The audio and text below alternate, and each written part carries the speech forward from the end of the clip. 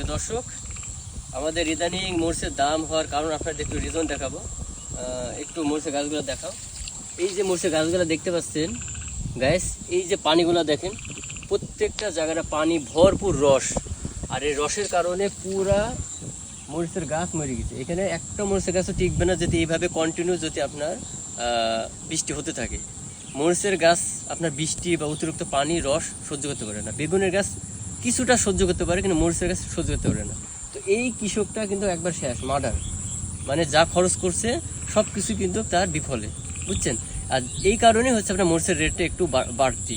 অনেকে বলছে যে মরিচের দাম এত কেন বৃদ্ধি হচ্ছে, কেন আসলে সিন্ডিকেট মরিচের ক্ষেত্রে হয় না। মরিচের ক্ষেত্রে একটা কারণে আপনার বৃদ্ধি পায়, সেটা হচ্ছে আপনার এই গাছ মরিচের কারণে। দেখেন গাছ, এই যে ফুল আছে কিন্তু এই যে মরে গেছে, এই যে ফুল, কিন্তু গাছে কোনো মরিচ নাই, এই অতিরিক্ত বৃষ্টি হওয়ার কারণে। তো গাইস, এখন ইদানিং মরিচের দাম কন্টিনিউ বাড়বে, কমার কোনো চান্স নাই। মাঠে ভরপুর পানি, এভাবে যদি বৃষ্টি হয় তাহলে মরিচের দাম আরও বেশি বাড়তে পারে। তো গাইস, আজকে এই পর্যন্ত নিউজ। নেক্সট টাইমে আপনাদের জানানোর চেষ্টা করব। তো সবাইকে ধন্যবাদ।